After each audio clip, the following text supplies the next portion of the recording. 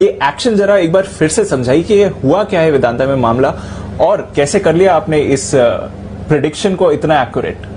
ये दीप, ये आपके अच्छे सवाल का जवाब था। एक्चुअली जब सवाल अच्छा हो तो जवाब अच्छा निकल जाता है। और आपने पूछा कि क्या करना चाहिए, तो फिर देखिए सिंपल चीज यही है कि, और मुझे अच्छे से याद है उस समय भाव 137 रुपए चल रहा था और एग्जैक्टली 20 रुपए का लो आज 117 रुपए 55 पैसे पर बनाया। तो वही 15 से 20 रुपए गिरने की आशंका जो थी वो हो गई। अब अच्छी बात है कि निचले स्तरों से उतनी की उतनी 50% रिकवरी भी आई है, कम से कम 126-27 पर पहुंचे। पॉइंट सिंपल है, देखिए क्या हो रहा है। जुड़िए इंडिया के नंबर 1 ब्रोकर जिरोधा के साथ और अपने लाखों रुपए बर्बाद होने से बचाइए, क्योंकि यहाँ ब्रोकरेज लगता है ना के बराबर। ब्रोकरेज लगेगा सिर्फ 20 रुपए, वो भी इंट्राडे ट्रेड में। तो आज ही जुड़े जिरोधा के साथ, लिंक है डिस्क्रिप्शन पे, क्लिक करें और अकाउंट ओपन कराएं। अगर आज आपके पास में पोजीशन है वायदा कारोबार में, लॉन्ग पोजीशन, ठीक है, आप ये शेयर बेचते हैं और ये शेयर बेचकर आप कैश मार्केट में खरीदते हैं, और कैश मार्केट में आप खरीदेंगे तो इसकी डिलीवरी आएगी परसों, ठीक है, शुक्रवार को, परसों लगभग दोपहर 12:30 बजे से 1:30 बजे के बीच में, जो भी समझ लें, करीबन उस वक्त डिलीवरी आएगी। अगर आप खुद ब्रोकर हैं या फिर आप खुद अपना डीमैट अकाउंट और ट्रेडिंग अकाउंट हैंडल कर लेते हैं, या आप किसी ब्रोकर के बड़े क्लाइंट हैं, आपकी सारी अरेंजमेंट्स हैं, तो शुक्रवार को 3:30 बजे तक आपके पास समय है डिलीवरी लगाने का ओपन ऑफर में। अगर आप लगाना चाहें, ना लगाना चाहें तो 1 साल बाद में भी है, लेकिन जो लोग यहाँ की पोजीशन कन्वर्ट करके अगर डिलीवरी में लगाना चाहते हैं तो उनके लिए फिर 2 घंटे और बचते हैं शुक्रवार को पे आउट आने के बाद। आप अगर अरेंजमेंट करके रखेंगे तो आपकी डिलीवरी लग जाएगी। अगर आपके ब्रोकर से रिलेशन अच्छे हैं, वो लास्ट मोमेंट पे अकोमोडेट कर सकता है कि भाई ठीक है 2 घंटे का टाइम, वैसे तो 2 सेकंड का टाइम काफी होता है आपके शेयर ट्रांसफर करने के लिए। फिर भी अगर आप टाइमली अगर डीलिस्टिंग ऑफर में टेंडर कर पाए तो ये आप कर सकते हैं। अब इसमें एक कैच है, कैच ये है कि कंपनी ने ये कहा है कि डीलिस्टिंग ऑफर सिर्फ और सिर्फ बीएसई पर है, राइट। इसका मतलब क्या है, वैसे तो 90%, 95% या परसेंटेज आपको जो मर्जी निकालना वो निकालो। ज्यादातर ब्रोकर के पास दोनों कार्ड है, दोनों एक्सचेंजेस की मेंबरशिप है, एनएससी और बीएसई पे। लेकिन इसमें समस्या ये है कि अगर आपके पास ऐसा ब्रोकर है जिसके पास बीएसई की मेंबरशिप नहीं है और उसके पास और कोई अरेंजमेंट नहीं है जिसमें कि वो बीएसई में आपके शेयर टेंडर कर पाए, तो आपके शेयर टेंडर नहीं होंगे।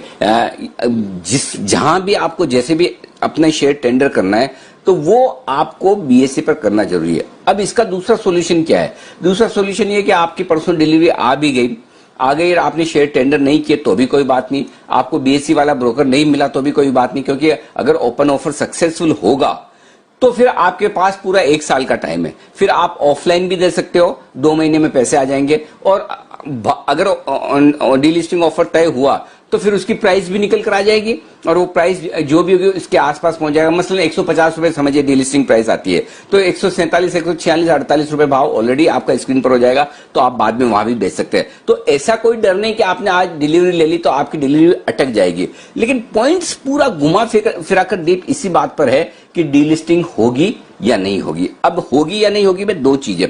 डीलिस्टिंग होने में पहली कंडीशन क्या है कि शेयर 90% तक पहुंचे, और ये 90% तक शेयर तब पहुंचेंगे जब सब लोग उस प्रोसेस में टेंडर करें। अब टेंडर करने में क्या है, टेंडर करने में आप शेयर टेंडर कर सकते हैं, किसी भी भाव में कर सकते हैं। अगर किसी को लगता है कि वेदांता का भाव 500 रुपए होना चाहिए, डीलिस्टिंग में 250 होना चाहिए, 1000 होना चाहिए, आप टेंडर कर दीजिए। लेकिन एक चीज ध्यान में रखिए, गुरुवार तक यानी कल तक, देखिए लास्ट दिन परसों है, लेकिन जो भी लोग शेयर टेंडर करें, ये एक और मैं बहुत टेक्निकल बात बताने जा रहा हूं दीप, जिसे ध्यान से सुनिएगा। परसों लास्ट डे है, लेकिन आपके पास कल तक राइट है, गुरुवार 1 दिन पहले तक, कि आप अपनी बिड रिवाइज कर सकते हैं। कैसे? अगर आपने टेंडर किया है 125 रुपए में, आपको लगता है नहीं मेरी तो भाव ऊपर होनी चाहिए, आप बिड रिवाइज करके 150 कर सकते हैं, 150 से 200 कर सकते हैं, 200 से 250 कर सकते हैं, ये आपके पास राइट है। लेकिन आपके पास एक राइट नहीं है, और वो ये कि अगर आपने 1000 रुपए में बिड डाल दी, ठीक है, और अगर 1000 रुपए में बिड डाल दी और अगर आपको लगता है कि नीचे रिवाइज करना है, तो आपके पास नीचे रिवीजन करने का राइट नहीं है। ये ध्यान से सुनिएगा, नीचे रिवीजन करने का राइट नहीं है।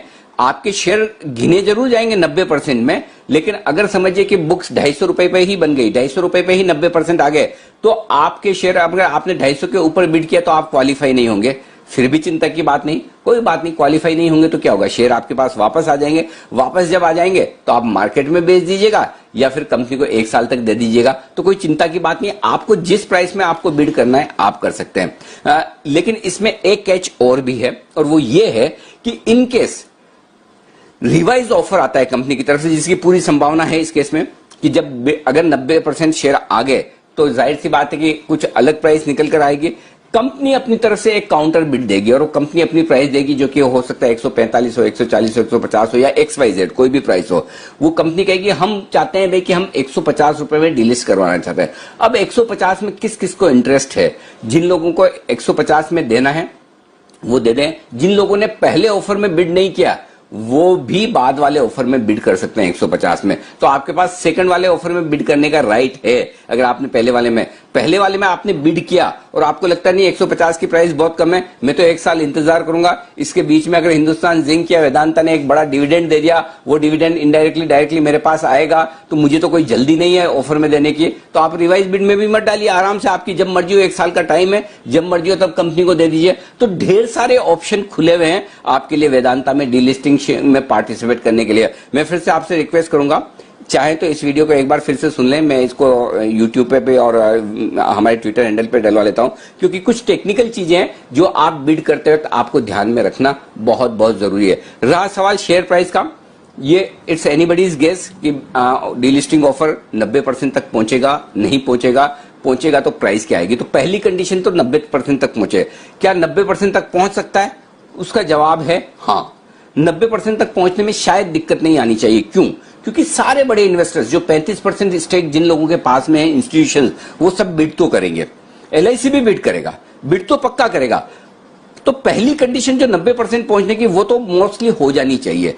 अब दूसरी कंडीशन क्या है? प्राइस। 90% पहुंचने की प्रोसेस में बुक अगर 200 रुपए की, 250 रुपए की बनती है, तो क्या वो कंपनी को और मैनेजमेंट को मंजूर है? कंपनी को नहीं, प्रमोटर्स को मंजूर है। अब प्रमोटर्स अपना काउंटर ऑफर क्या देते हैं? वो काउंटर ऑफर अगर 90% लोग एक्सेप्ट, 90% तक के लोग जो यानी कि 40% एडिशनल हिस्सेदारी टेंडर करने वाले वो एक्सेप्ट करते हैं, तो आपकी कंपनी की डीलिस्टिंग होगी। लेकिन फर्ज करें कि कंपनी 150 का ऑफर देती है और कंपनी के और उसको 150 का ऑफर देने के बाद अगर 40% स्टेक नहीं मिलती है उस प्राइस पे, तो ओपन ऑफर गिर जाएगा। तो ओपन ऑफर 2 बार गिर सकता है। पहला, शुरुआत में अगर 90% लोग टेंडर ही ना करें तो बात वहीं खत्म, दी एंड। उसके बाद वापस आप 80, 90, 100, 110 जो आपको ठीक लगे वो भाव पे वेदांता दिखेगा। ठीक है, पहली चीज। अगर 90% पहुंच गए, उसके बाद काउंटर ऑफर में कंपनी क्या प्राइस देती है, वो प्राइस सबको पसंद आ गई तो वो फाइनल प्राइस है। अगर वो प्राइस पसंद नहीं आई तो दूसरी बार में ऑफर खत्म। अच्छा, एक और चीज बता दूं, तीसरी बात करते करते पॉइंट्स निकल रहे हैं। तीसरी बात ये, एक बार काउंटर ऑफर जो कंपनी ने दे दिया वो दे दिया, कंपनी काउंटर ऑफर को रिवाइज नहीं कर सकती वापस। कंपनी के पास एक ही मौका है, प्रमोटर, माफ कीजिएगा, कंपनी से मेरा मतलब प्रमोटर है। प्रमोटर के पास एक ही मौका है कि वो काउंटर ऑफर में जो प्राइस चाहे दे दे। सेबी का रूल ये है कि आपने समझिए आपने 150 दे दिया और 150 पे आके आपको पता चला कि 89% ही शेयर आए, 2% बच गए और तब आप ये सोचे कि 2% एडिशनल लेने के लिए मैं 150 का 155, 160 कर दूं, बाकी सबको भी प्राइस बढ़ा के दे दूं। जी नहीं, ऐसा नहीं हो पाएगा। तो ये चीज दूसरी ध्यान में रखने वाली है कि काउंटर ऑफर एक ही बार आएगा, एक से ज्यादा बार नहीं आएगा। तो ये आपने जो पूछा उसमें जो जो चीजें मेरे दिमाग में ही मैंने आपको बता दी। जहां तक लोगों का सवाल है जिनके पास पोजीशन है वेदांता के शेयर में, कैश या फ्यूचर्स में, देखिए बहुत साफ बता दूं, फ्यूचर्स में मैं ऑलरेडी इसलिए आपको कल आगाह कर चुका था कि आपको तेजी की पोजीशन नहीं रखनी चाहिए। ऊपर आने के लिए कम है, जाने के लिए ज्यादा। अगर ऑफर फेल होता है किसी भी वजह से, चाहे वो 90% ना पहुंचने की वजह से हो, चाहे प्राइस की वजह से हो, आपकी रिस्क बढ़ जाती है और वो होती हुई दिखी है। अब यही सवाल, अब ये कहना मुश्किल है कि ओपन ऑफर सक्सेसफुल होगा नहीं होगा। 90% तक पहुंचने की संभावनाएं हैं, लेकिन प्राइसिंग को लेकर क्या होगा वो कहना मुश्किल है। तो ये दोनों तरफ वाला मामला है, इसलिए आप अपनी कॉस्ट या अपनी पोजीशन आपकी किस भाव की है और आपकी कितनी रिस्क लेने की ताकत है। देखिए 2 चीज होगी, 125 पर शेयर है, या तो ये 150 हो जाएगा, 145-50, या हो जाएगा ये 100 रुपए, 90 रुपए। अब आप वही वाली बात है, hope for the best, prepare for the worst. आप उम्मीद करें कि 140 से 145, 150 का भाव मिले, मेरी डीलिस्टिंग हो जाए, क्या मुझे वो चलेगा? अगर वो चलेगा तो होल्ड करें, लेकिन अगर इस बीच में क्या अगर 100 हो जाए तो मुझे चलेगा, नहीं चलेगा तो आप बेचकर निकले। तो ये आपको कॉम्बिनेशन बनाकर समझना होगा, क्योंकि इस मोड पर आकर 125 में मेरे लिए भी बोलना मुश्किल है कि आप रखें या छोड़ दें, लेकिन 137 138 पर कल बहुत आसान था बोलना कि बेचकर निकल जाए। अब ये दोनों तरफ टॉस ऑफ अ कॉइन, दोनों तरफ कुछ भी हो सकता है।